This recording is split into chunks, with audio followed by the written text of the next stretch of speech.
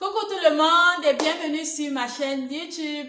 Si tu es nouveau ici, je m'appelle Amandine Abba et ici sur ma chaîne, je fais des vidéos sur la foi, le mariage et le quotidien en général.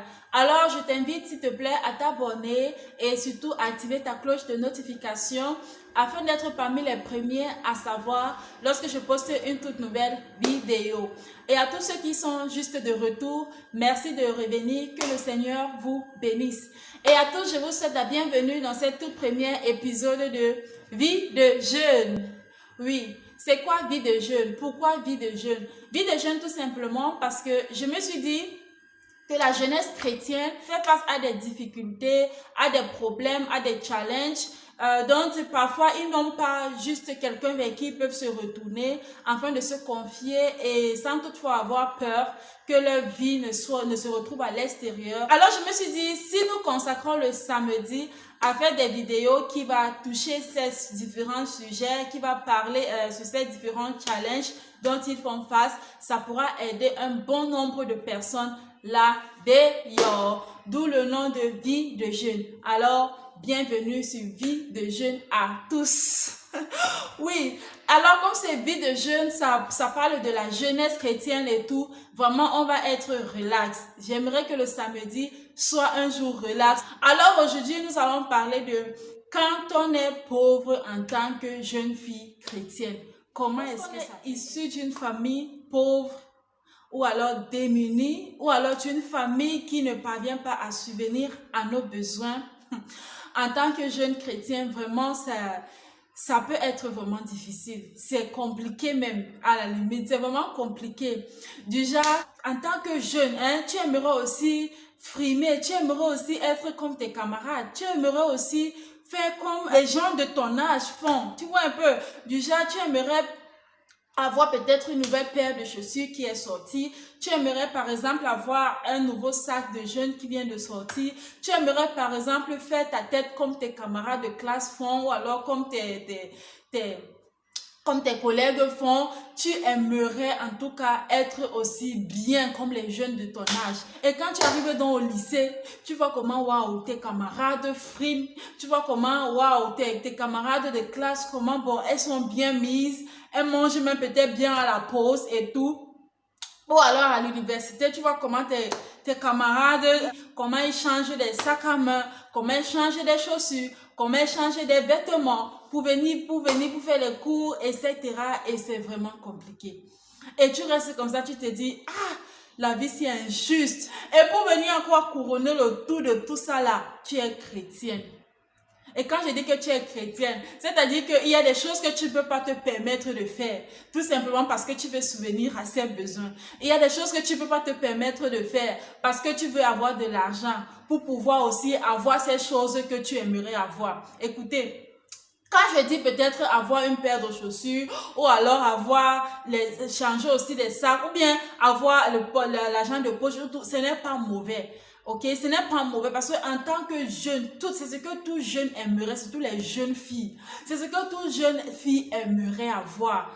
Oh, il y a le minimum des choses qu'une jeune fille aimerait avoir. Ce n'est pas mauvais, ok, c'est pas mauvais. Mais le problème c'est que même le minimum là, quand tu n'as pas, quand tes parents se sont battus, ils ont payé ton école comme je l'ai dit, ils ont fait ce qu'ils peuvent faire vraiment. Le strict minimum, ce qui est vraiment très important là, le plus important. Quand ils l'ont fait pour toi, le reste là, tant que tu n'as pas le courage d'aller dire que papa, l'argent de poche, ou bien papa, je veux l'argent pour acheter une autre paire de chaussures. Ton père va te demander que je t'ai acheté 2 paires de chaussures à la rentrée, non? Nous sommes seulement en février. Où sont les 2 paires de chaussures là? Vous comprenez un peu ce que je veux parler dire. Et maintenant, ça devient difficile. En tant que chrétien, maintenant, c'est difficile. Parfois, tu restes comme ça, tu te dis, mais tiens, la vie si est injuste. Parfois, tu restes là, tu dis que, mais pourquoi est-ce que je suis même née dans cette famille? Parfois, tu restes, tu dis que, Seigneur, pourquoi c'est moi? Pourquoi je ne peux pas être comme les autres? Et tu regardes par exemple tes camarades de classe qui, eux, sont issus des familles bien, ok, des familles aisées. Tu restes là, tu dis, ah, là-bas aussi, tu sais Dieu, tu te prives des choses, tu ne vis pas comme tes camarades, tu ne vis pas comme tes collègues. Et quand tu regardes à leur vie et puis tu regardes à ta part, tu restes comme ça, tu te demandes même que, le Dieu que tu appelles chaque jour là même, est-ce qu'il est vraiment vivant? Tu restes là, tu te demandes que le Dieu là même, est-ce qu'il est vraiment sur le trône? Et ça devient compliqué. Et puis comme je l'ai dit, tu es jeune chrétien. Tu es jeune chrétien. Tu ne peux pas te permettre certaines choses. Tu ne peux pas faire certaines choses tout simplement parce que tu veux avoir cet argent. Tu ne peux pas faire certaines choses tout simplement parce que tu as besoin d'acquérir ces choses que tu veux avoir. Et tu as l'impression que waouh, la Bible est trop stricte. Et tu as l'impression que waouh, suivre Dieu là, c'est compliqué. Et tu as l'impression que non. Peut-être il faut même que tu abandonnes. Parce que tu ne comprends pas. Parce que c'est dur. Parce que c'est difficile. Eh bien, aujourd'hui, je vais te faire comprendre que oui, c'est difficile. Oui, c'est dur. Oui, ce n'est pas facile. Je sais. Mais ce que j'aimerais que tu comprennes, c'est que numéro 1, il faut apprendre à être content et contenté de ce que tu as présentement. Apprends à être content et apprends à te contenter de ce que tu as présentement. C'est très, très, très important. Parce que parfois, nous les jeunes chrétiens, nous nous retrouvons dans cette position où on a l'impression que servir Dieu est dur, où on a l'impression que Dieu n'exauce pas nos prières, parce que peut-être on n'a pas des choses qu'on aimerait avoir. Si tu apprends à te contenter et à être content de ce que tu as aujourd'hui, ta vision va changer. Ta façon de servir Dieu va changer. Et ta façon même de voir les autres dans ce qu'ils ont va changer. Parce que tu vas comprendre que ce que tu as aujourd'hui, il y en a qui ne l'ont pas. Bien sûr que tu vas voir ceux qui ont déjà ce que tu veux avoir, mais tu vas comprendre aussi que ce que tu as aujourd'hui, il y en a qui ne l'ont pas. Et quand tu apprends à te contenter de ce que tu as aujourd'hui, ça t'amène en fait à comprendre que la vie, c'est un processus. Life is a process. Et ça veut donc dire que la situation et la vie que tu as aujourd'hui là, ça va passer. Parce que quelque chose qui est un processus, au fur et à mesure que tu avances dans le processus, ça passe. Tu ne vas pas être jeune pour toujours. Donc ça veut dire que la vie que tu as aujourd'hui, ce que tu as aujourd'hui là, ça va passer. Et quand ça passe, ça devient des souvenirs. Et tu n'aimerais pas avoir de mauvais souvenirs de ta vie. Tu n'aimerais pas avoir des souvenirs où tu ne pourras même pas raconter cela à tes enfants.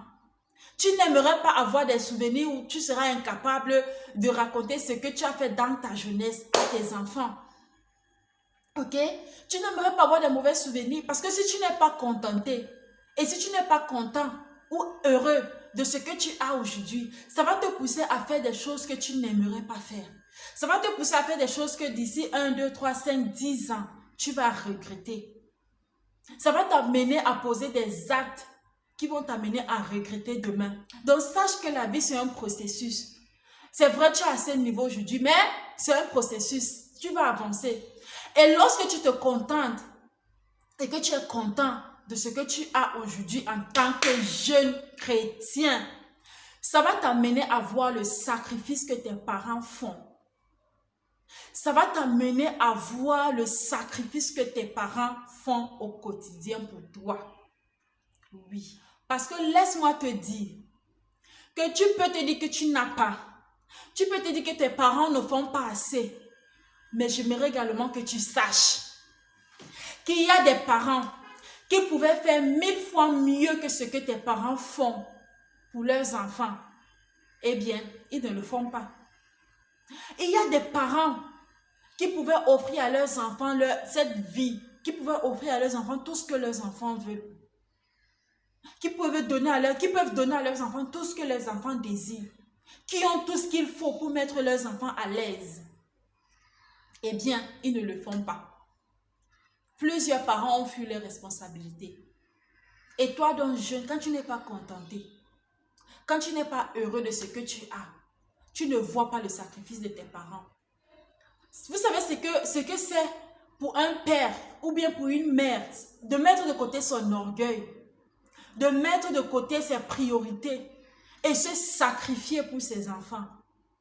Quand toi-même tu regardes, regarde comment ton père souffre, regarde comment ta mère souffre, regarde comment il se donne à la tâche afin de pouvoir payer ne serait-ce que tes études, afin de pouvoir payer ne serait-ce que une paire de chaussures que tu as par année scolaire, oui.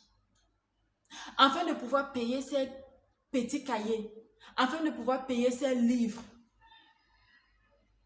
Regarde toi-même la souffrance que ces parents, ces derniers se donnent. Regarde comment il se met à la tâche. Afin de pouvoir t'offrir ce minimum que parfois tu as l'air de minimiser, que parfois tu as l'air de vouloir ne pas reconnaître cela à cause du fait que tu n'es pas content et tu ne te contentes pas de ce qu'il te donne. Et une autre chose également, c'est de choisir ses amis. Quand toi tu connais de quelle famille tu sors, mais il faut choisir tes amis. C'est pas n'importe qui doit être ton ami. Non! Il faut choisir tes amis. Tu ne dois pas avoir des amis, des personnes qui te rappellent tout le temps que tu n'as pas ce que tu aimerais avoir. Tu ne dois pas avoir comme amis des personnes qui te font comprendre que tes parents ne font pas assez. Tu ne dois pas avoir comme amis des personnes qui te montrent qu'ils en ont trop et que sans eux-mêmes, tu n'es rien. Tu ne dois pas avoir ce genre d'amis. Il faut choisir tes amis. Choisis avec qui tu marches. Oui. Il faut choisir avec qui tu marches. Il y a un adage qui dit, dis-moi avec qui tu marches, je te dirai qui tu es.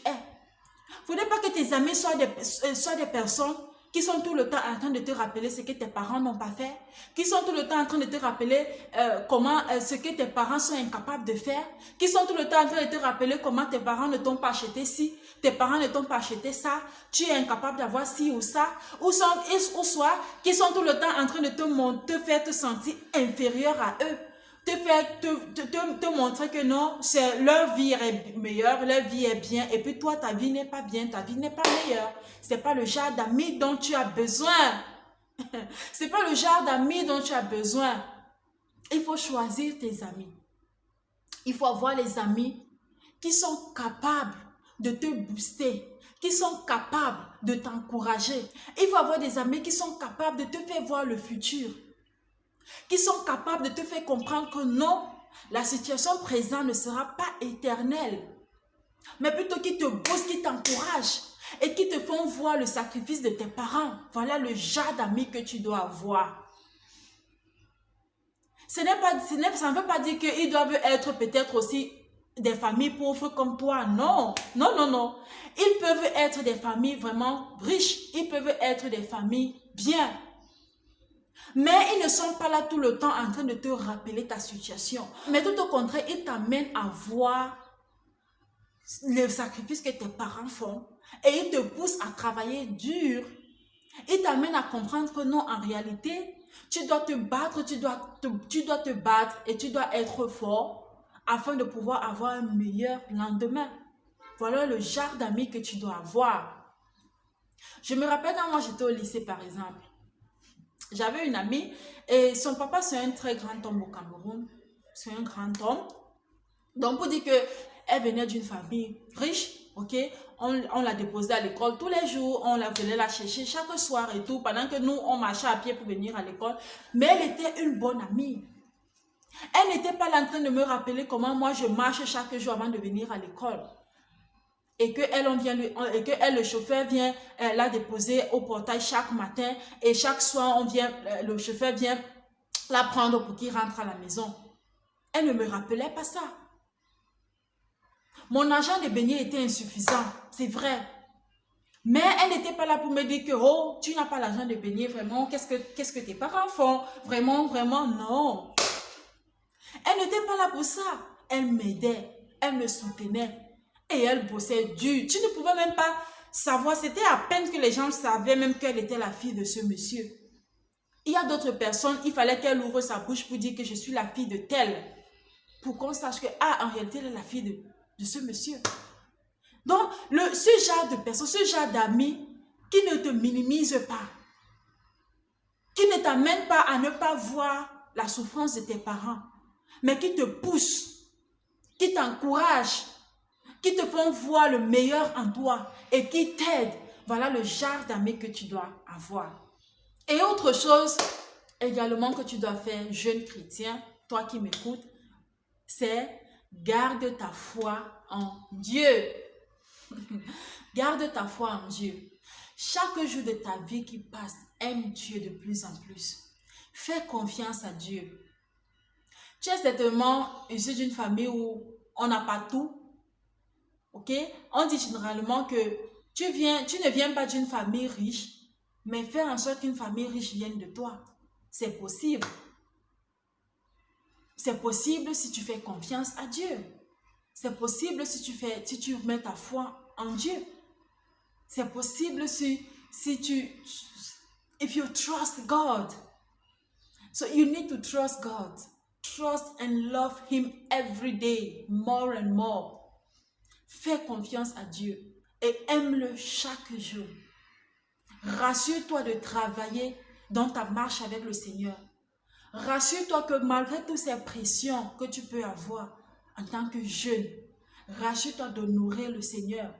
Rassure-toi de faire ce que tu sais que tu dois faire pour la gloire de ton Dieu. Et aime-le chaque jour. Et une chose est sûre, c'est qu'il reste fidèle. Dieu reste fidèle et il ne nous abandonne pas.